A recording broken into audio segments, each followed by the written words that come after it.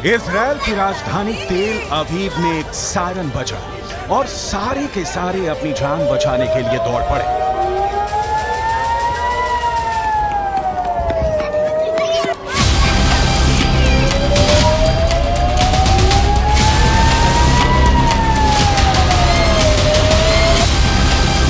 जो जहां था वहीं से सुरक्षित बंकरों की तरफ भागा। लेकिन इस वीडियो में एक शख्स ने सबका ध्यान आकर्षित किया। इस आदमी के हाथ में एक फुटबॉल है और भागने वालों की इस भीड़ में बड़े पैमाने पर बच्चे नजर आ रहे हैं।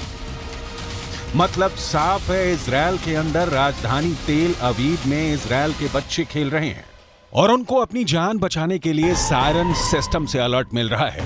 दूसरी तरफ हमास के दुस्साहस की वजह से गाजा के अंदर मासूम बच्चों की लाशें बिछ रही हैं।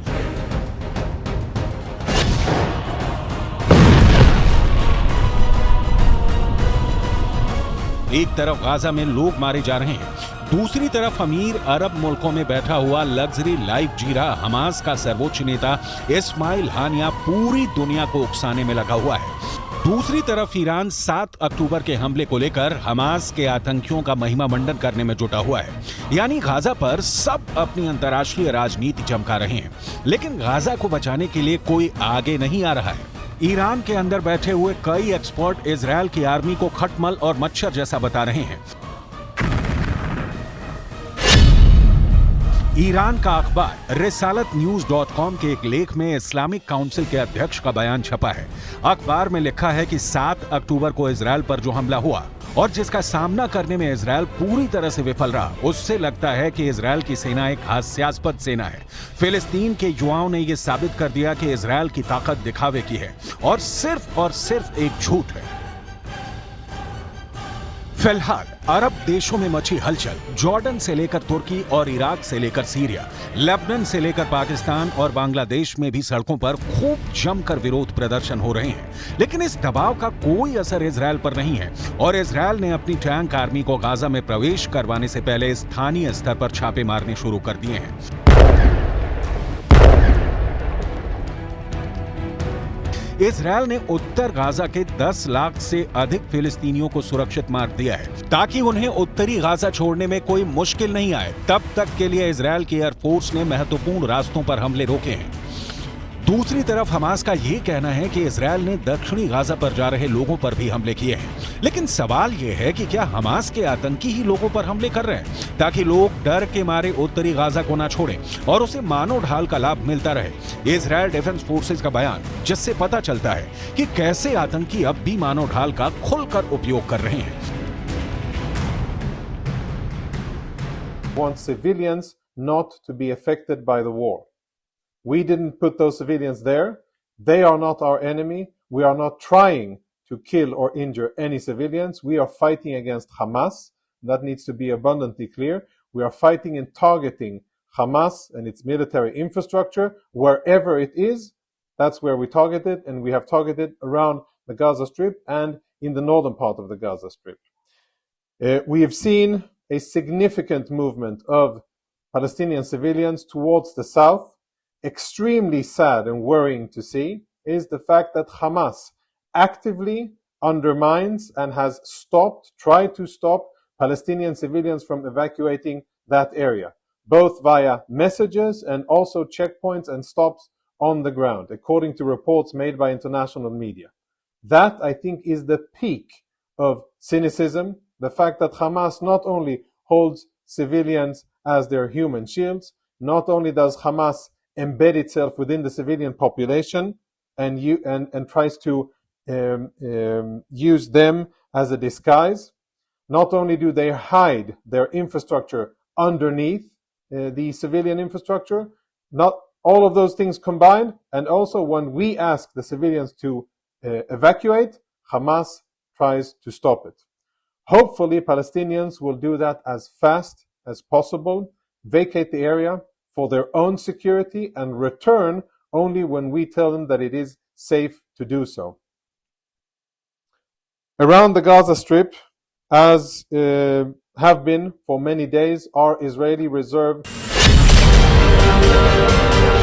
लेकिन फिलहाल इस समय का उपयोग इजरायल की मिलिट्री ग्राउंड पर छापेमारी में कर रही है। इजरायल डिफेंस फोर्स ने कहा है कि उन्होंने गाजा के इलाके में छापेमारी, विद्रोहियों से लड़ने और पिछले हफ्ते दक्षिणी इजरायल पर हमला कर आतंकियों द्वारा किए गए हमले में किडनैप हुए 120 से अधिक नागरिकों की तलाशने के लिए किया है।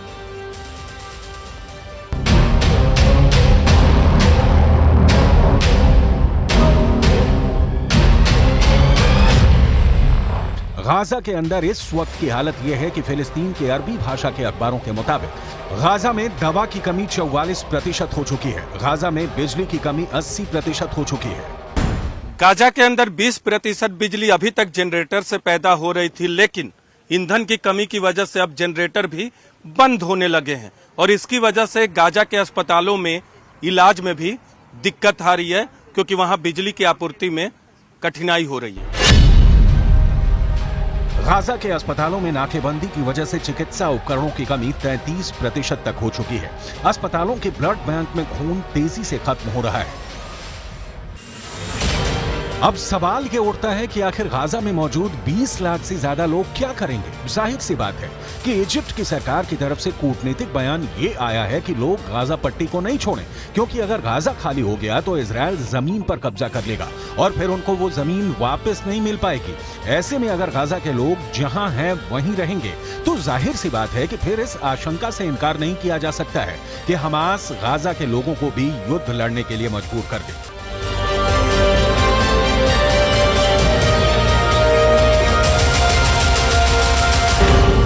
मैं इस वक्त इजरायल के जेरौत में हूं। दरअसल खून इजरायल में भी बह रहा है और गाजा में भी, लेकिन असल खूनी खेल तब खेला जाएगा जब इजरायल की सेना गाजा शहर में पहुंचेगी और वहां दोनों पक्षों की तरफ से शहरी युद्ध होगा, यानी गुरिल्ला वॉर होगा गाजा शहर के शहरी इमारतों में। दूसरे विश्व युद्ध में ऐसा ही रूस के अंदर लेनिनग्राद और बर्लिन में भी हुआ। ये एक अर्बन वॉरफेयर था जिसमें लेनिनग्राद और बर्लिन के अंदर इमारतों के अंदर से खूनी जंग लड़ी जा रही थी,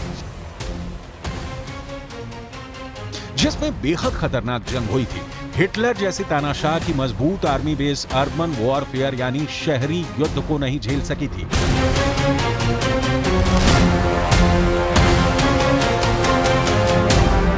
और कुछ ऐसा ही युद्ध अब गाजा के अंदर होने जा रहा है।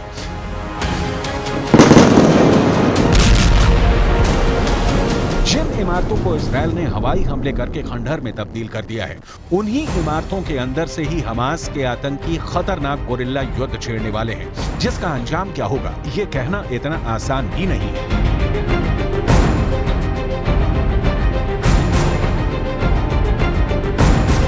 फिलहाल स्थिति यह है कि इजरायल की फोर्स इंतजार करेगी कि जब तक गाजा के अंदर बिजली, पानी और खाने की कमी से हाहाकार न मच जाए। हमास के आतंकियों को भूखा ही मार देना इजरायल की पहली स्ट्रेटजी है। इसीलिए गाजा के बॉर्डर पर सेनाएं खड़ी हैं और तब तक युद्ध नहीं शुरू करेंगी जब तक मोसाद के एजेंट उनको दुश्मन की सही जानकारी न मुहैया करवा दें। और इसीलिए ये युद्ध अभी लंबा खींचेगा, क्योंकि गाजा के अंदर घुसकर वहां सुरंगों में घुसे आतंकियों के जाल में फंस जाने का डर भी इजरायल को है। यही वजह है कि इजरायल एक एक कदम फूंक फूंक कर रख रहा है। इजरायल इस बात को समझ चुका है कि गाजा की लड़ाई कठिन है, इसीलिए इजरायल ने अपनी आर्मी की फुल स्ट्रेंथ बुला ली है। इजरायल की आर्मी में दो तरह के सैनिक हैं। पहले सैनिक हैं इजरायल की एक्टिव आर्मी और दूसरे सैनिक हैं इजरायल की रिजर्व आर्मी। इजरायल के अंदर 50 साल से कम उम्र के लोग रिजर्व आर्मी के सदस्य होते हैं। सामान्य परिस्थितियों में इनमें से ये रिजर्व आर्मी साल में एक बार इजरायल के रक्षा मंत्रालय को रिपोर्ट करती है, लेकिन अब इजरायल ने अपनी 3/4 रिजर्व फोर्स को बुला लिया है। यानी इजरायल की 3,60,000 के रिजर्व आर्मी और इजरायल की 1,50,000 की एक्टिव आर्मी को मिलाकर इजरायल कुल 5,10,000 सैनिक बुला चुका है। इन सभी सैनिकों में सबसे आगे इजरायल की एक्टिव आर्मी ही रहेगी। इजरायल की यही एक्टिव आर्मी गाजा के अंदर घुसेगी। ये एक्टिव आर्मी बिल्कुल युवा है और इसके ज्यादातर सैनिक सिर्फ 18 से 21 साल के बीच में है। रिजर्व आर्मी बैक सपोर्ट में इस एक्टिव आर्मी के लिए गोला बारूद वगैरह मुहैया करवाएगी।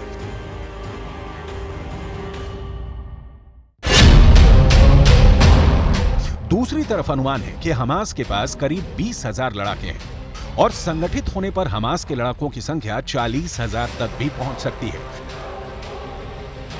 हमास के लड़ाकों की संख्या इजरायल की आर्मी की संख्या में कम है, लेकिन जब हमास के लड़ाके गोरिल्ला युद्ध शुरू करेंगे तो इजरायल के सैनिकों को ज्यादा मुसीबत झेलनी पड़ सकती है, क्योंकि हमास के लड़ाके गाजा के चप्पे चप्पे से वाकिफ हैं।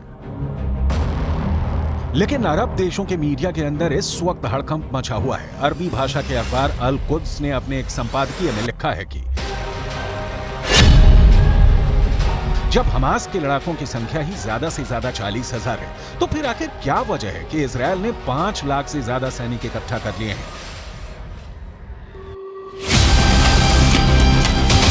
अरब का अरबी भाषा का मीडिया यह दावा कर रहा है कि गाजा के अंदर नरसंहार करने के लिए इजरायल इतनी बड़ी आर्मी इकट्ठा कर रहा है। लेकिन जापान में इजरायल के राजदूत ने कहा है कि इजरायल का दुश्मन हमास है, गाजा पट्टी के लोग नहीं। लेकिन सवाल यह है कि आखिर सिर्फ शब्दों से गाजा पट्टी के अंदर मौजूद लोगों की जान बच पाएगी, इसकी कोई गारंटी नहीं है। कुल मिलाकर गाजा पट्टी का युद्ध इतिहास के सबसे खूंरेज युद्ध में गिना जाने वाला है, जहां उन लोगों के भागने के लिए कोई जगह नहीं है जो गाजा से भागना चाहते हैं।